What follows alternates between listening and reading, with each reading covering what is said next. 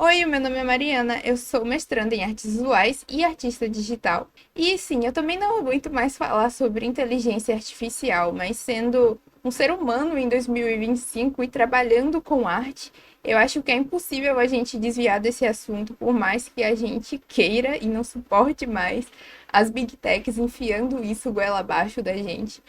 Então eu decidi deixar meus 2 centavos não remunerados aqui sobre isso. Mas antes eu quero falar sobre rede social. Sim, provavelmente o mundo acabou em 2012 e nós estamos vivendo uma versão distorcida do espaço-tempo e da realidade. E eu, assim como provavelmente a maioria esmagadora da geração Z e dos millennials, estou tendo meu cérebro corroído por telas, redes sociais e deixando que as big techs façam lavagem cerebral e me enfiem propaganda o tempo todo, enquanto a gente fica lá scrollando o nosso feed no Instagram, vendo, sei lá, TikTok.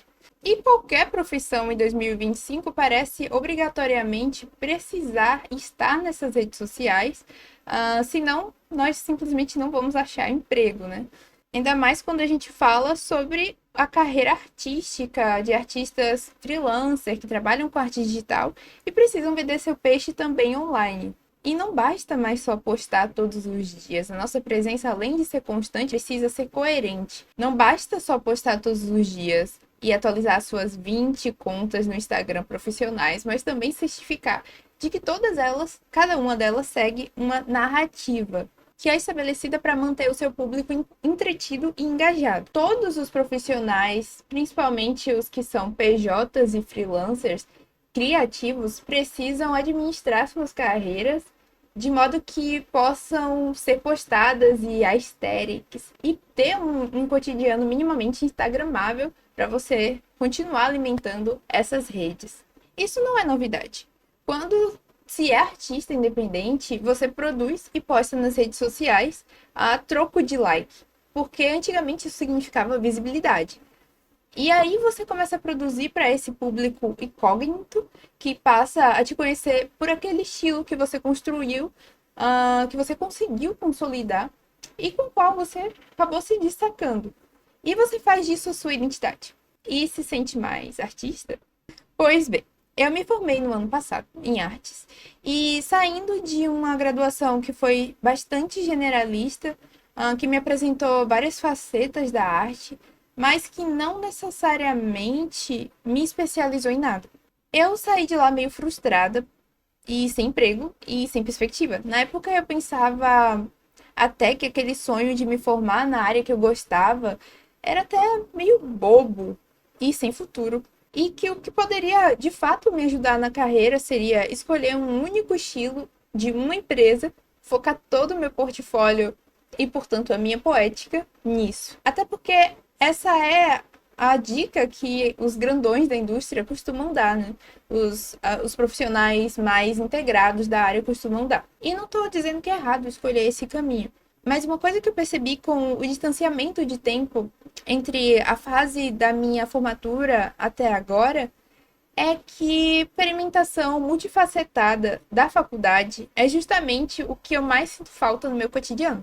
Voltando para as redes sociais, nós escolhemos um recorte muito específico de quem nós somos, que também é um recorte de tempo, é um recorte de localização e que nós temos que nos cristalizar nele para crescer. Afinal, o ser artista é uma performance. O artista desse mito criativo, o artista que é presenteado com um dom divino, esse ser iluminado, esse ser dito como detentor de dom. E entre o mundo de redes sociais, de trabalho e o mundo acadêmico, essas facetas minhas simplesmente não colidiam, porque são partes de mim, enquanto um ser humano influenciado por todos os lados e lugares são recortes feitos para caber nesses espaços. Aí as pessoas falam: ah, porque seu artistation tem que ser focado em empresa X, a sua vida acadêmica não vai ser levada a sério se você ficar fazendo arte de anime, e você precisa fazer tal trend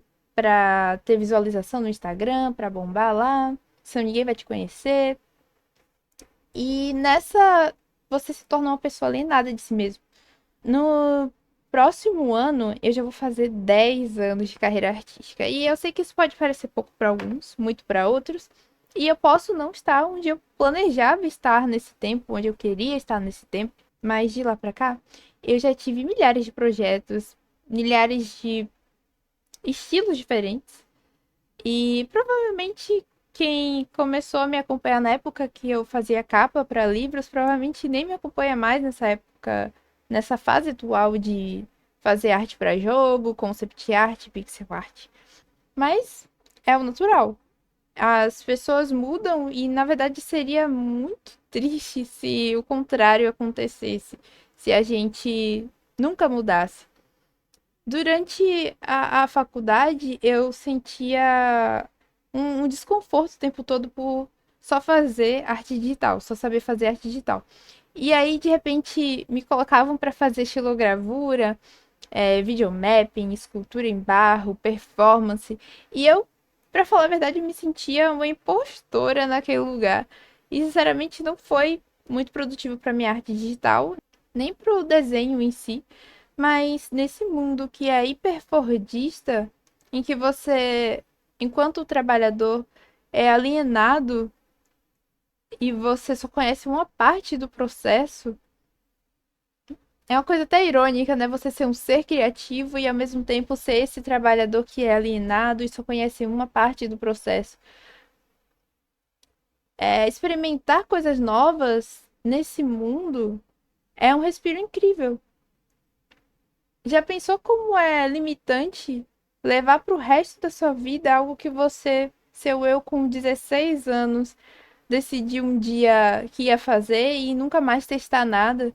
É contra-humano e, ao mesmo tempo, isso é o suco do capitalismo. Nós precisamos nos especializar para conseguir empregos fixos, que paguem em dólar, sair para o exterior. E apesar da visão romântica e idealista do que é ser um artista, de ser um ser que é controverso, que é um ser imaginativo, a gente está preso nessa jaula do capitalismo. Precisamos pagar as contas no fim do dia. Uns dias atrás eu estava vendo a live da Úrsula Dourado e ela estava justamente falando sobre como ela tem tido que se limitar em determinados temas que ela tem vontade de abordar por causa das regras das plataformas e por causa disso sentir que não tem nada para falar enquanto artista. Não tem nenhuma poética sua para abordar. E é nesse conflito identitário que nos coloca constantemente nesse lugar de hipocrisia que a IA do outro lado vem para nos jogar o que parece ser a última pá de cal nessas nossas lápides que já são cansadas. Eu tenho acompanhado esse debate de inteligência artificial aplicada nas artes visuais e trabalhos criativos no geral, desde 2020 mais ou menos. E uns vêm alegando que é uma ferramenta, outros falando sobre o roubo descarado que essa ferramenta faz. E recentemente eu vi um artista que eu acompanhava há bastante tempo até, que ele costumava ter um olhar mais pessimista sobre como isso ia afetar a gente enquanto classe, mas que também sempre trazia uma tentativa de burlar essas garras da IA. E por fim ele acabou incorporando em seu trabalho essas ferramentas de inteligência artificial e passou a promover. E sim, é uma sensação de desespero. Sobretudo quando essas figuras paternalistas de apaziguação ou embate começam a sucumbir àquilo que elas juraram acabar ou que condenavam, sabe? Não que ninguém precise manter a mesma opinião sempre. Isso é justamente contra o que eu tô falando, mas o caso aqui é outro. Porque eu fiquei pensando justamente que é desse desespero que as empresas têm se alimentado para fazer a gente consumir IA forçadamente. Desde o café da manhã até nosso jantar. E muito por meio das redes sociais. Porque sim, não existe nenhuma tecnologia neutra. Não existe nenhuma tecnologia neutra. Não existe nada de inocente nessas trends de fazer a sua foto no estilo do Estúdio Ghibli. E na verdade é um projeto muito, mas muito bem estrategizado de usar justamente o Hayao Miyazaki, que sempre foi contra esse tipo de esse tipo de automatização da arte, no sentido de produção artificial, para usá-lo como uma espécie de bode expiatório, como bem explica o Ara Thiago no seu vídeo do YouTube sobre esse tema. O argumento dos artistas que estão usando inteligência artificial recai nesse medo, nesse desespero, do qual, naturalmente, eu também compartilho, afinal, é um momento ainda muito, mas muito turvo, muito inicial, para a gente ter uma imagem exata do futuro, sobretudo nesse momento que ainda não existe uma regulamentação para esse uso indiscriminado e predatório que rouba essas imagens. A gente, de um lado, precisa usar a IA, senão vamos ficar atrasados. E enquanto o mercado está aí reescrevendo essas novas leis, ou pelo menos esse é o discurso. E do outro, um discurso mais idealista, de, pô, isso não é legal, isso é roubo. Mas para onde a gente vai no fim do dia? De um lado, o capitalismo vai nos entender de forma ainda mais descartável, ainda mais inúteis para na sua visão para a criação de jogos, filmes, animações, propaganda e cultura de um modo geral, né? Para muitas outras coisas, porque vai fazer ainda mais as regras do jogo, reescrevendo sobre a nossa docilidade dos corpos perante esse medo da substituição iminente. E do outro tem uma indústria que já é bastante precarizada para a gente. E independente de regulamentação ou não, cobra que usemos IA. E ver como tudo isso só se retroalimenta, nos enfiam inteligência artificial goela abaixo para poder vender mais IA. Será que as empresas não estão apenas também não querendo ficar para trás dessa corrida de inteligência artificial? E no fim, esse uso nunca foi necessário. Necessidade totalmente criada pelo mercado. Não é necessidade real, é uma necessidade totalmente criada pelo mercado para continuar fazendo valer a pena investir nesse próprio produto que eles criaram. E nesse contexto eu fiquei pensando sobre o que é ser artista afinal e enquanto a nossa sensibilidade é tão ditada pelo capitalismo. Nós não fazemos as artes apenas porque nós queremos, mas porque nós precisamos nos encaixar nesse modelo. Nós precisamos achar aquela empresa que vai nos dar um emprego para a gente pagar nossas contas. A gente precisa direcionar toda a nossa existência, a nossa percepção em uma empresa e não necessariamente naquilo que nós queremos desenhar para nos expressar enquanto condição humana. Os impressionistas começaram a fazer suas pinceladas marcadas porque eles queriam se colocar nas obras, queriam colocar sua percepção sobre as coisas e não apenas uma reprodução mímica do que eles estavam vendo.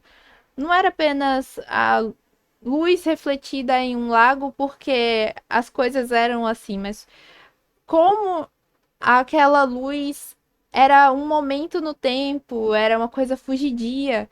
E aí as pinceladas eram rápidas e marcadas como um momento, como uma memória. Se colocar na obra era como dizer que não, essa obra foi feita por um ser humano, essa obra não foi tocada por deuses, não é uma estampa. Ela não foi criada por meio divino. Ela foi feita por um artista e pela percepção dele, deixando óbvio que a arte ali foi feita por mãos humanas. E nesse contexto da arte feita por inteligência artificial, né, feita por, entre muitas aspas, porque a IA não é capaz de criar uma coisa, ela, através desse banco de dados que ela tem da internet, ela vai roubando obras que foram feitas por artistas, que levaram, sei lá, décadas para desenvolver sua poética, para desenvolver sua técnica, seu estilo, e tudo isso é roubado em segundos. E vira um produto totalmente limpo de qualquer intenção, de qualquer propósito. Asséptico e morto. Asséptico e morto, pronto para ser vendido. Pensando sobre isso, eu acabei lembrando sobre a visão que Platão tinha sobre arte, que ele pensava que os artistas eram apenas mímicos que tentavam reproduzir aquilo que eles viam e na sua cabeça no mundo das ideias.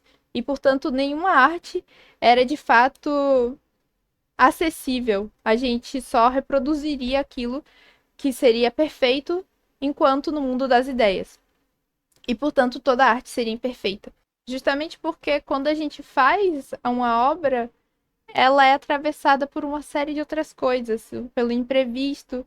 É uma coisa que, apesar de a gente usar meios digitais, não é mecanizada. É uma coisa que é atravessada por uma série de coisas que você trouxe consigo em sua bagagem, que vai formando a sua percepção de mundo, que vai formando o seu repertório com coisas que atravessaram você de alguma forma e te fizeram sentir alguma coisa.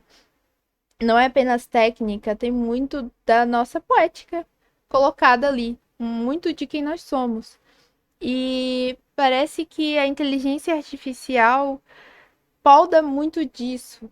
E em tempos onde a inteligência artificial é capaz de fazer essas imagens em segundos, eu não consigo não me questionar sobre qual é o papel do artista. Não que ele precise ter um ou que a arte precise ter um significado claro, mas desde que o ser humano decidiu machucar as frutas e sementes para gerar cor e com esses pigmentos colocou as suas impressões digitais, a sua mão nas paredes das cavernas, o ser humano cria para se colocar no mundo, para dizer aos próximos que ele existiu, que ele esteve ali, contar a sua história, já que nós somos tão efêmeros.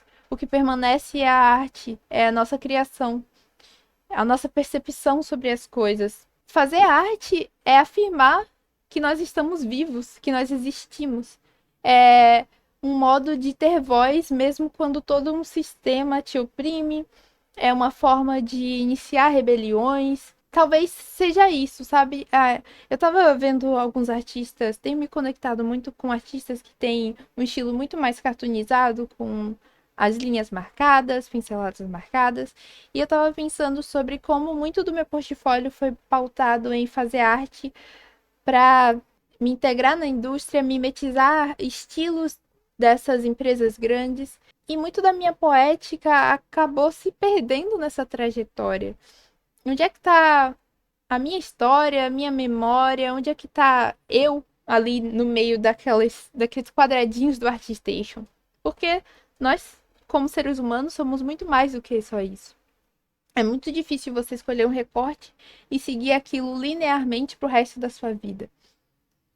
Então, eu tenho pensado cada vez mais sobre a importância dessa manualidade, a importância da experimentação. Por causa disso que eu trouxe essa minha experiência na faculdade, porque por mais que eu tenha ressalvas sobre algumas coisas, eu não trocaria isso por nada. De outra forma, eu não teria a oportunidade de acessar esses meios, essa experimentação. E, portanto, eu não me conheceria tanto quanto eu me conheço agora. E ainda estou me conhecendo, né? Mas, enquanto seres humanos, eu acho necessário que a gente, de tempos em tempos, se permita conhecer outras coisas. Até pra gente saber quem nós somos nesse momento. Sendo que isso pode mudar daqui a um dia, um mês, um ano. Mas é importante a gente estar alinhado com nossa própria verdade. E mesmo que eu não acredite que nós precisamos ser uma coisa só, na verdade eu acredite que as opiniões sejam mutáveis e é por isso que a gente existe, é muito importante que a gente não desapegue de descobrir coisas novas, experimentar e não se forçar a ser uma máquina, não se forçar a fazer as coisas sempre de um mesmo jeito, não se forçar a escolher um estilo e assumir aquilo pro resto da sua vida como sua identidade. Porque a IA consegue mimetizar as coisas muito facilmente.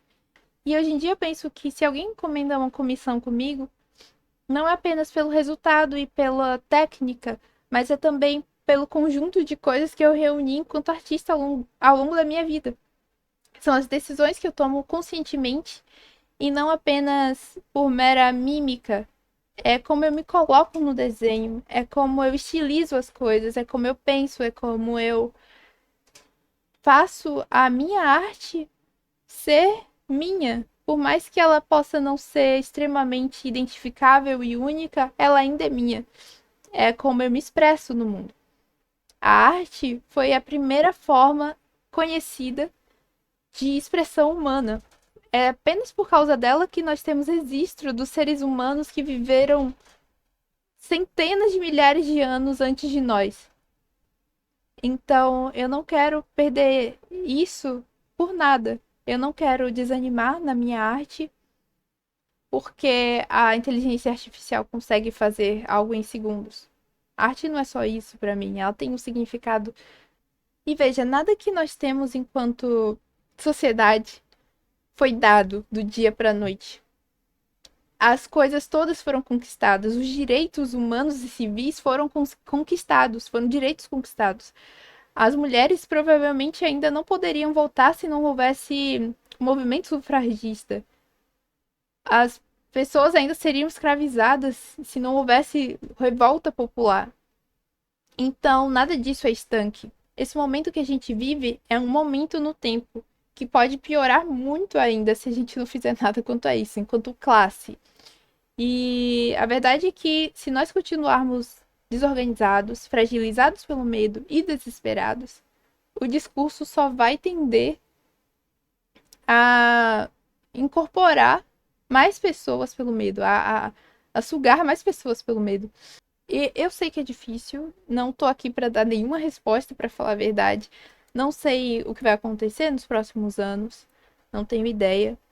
Mas eu espero que a gente, pelo menos, continue consciente e continue pesquisando sobre as coisas. Que não caia no desespero e que não dobre o braço pro desespero. E continue se mobilizando, principalmente.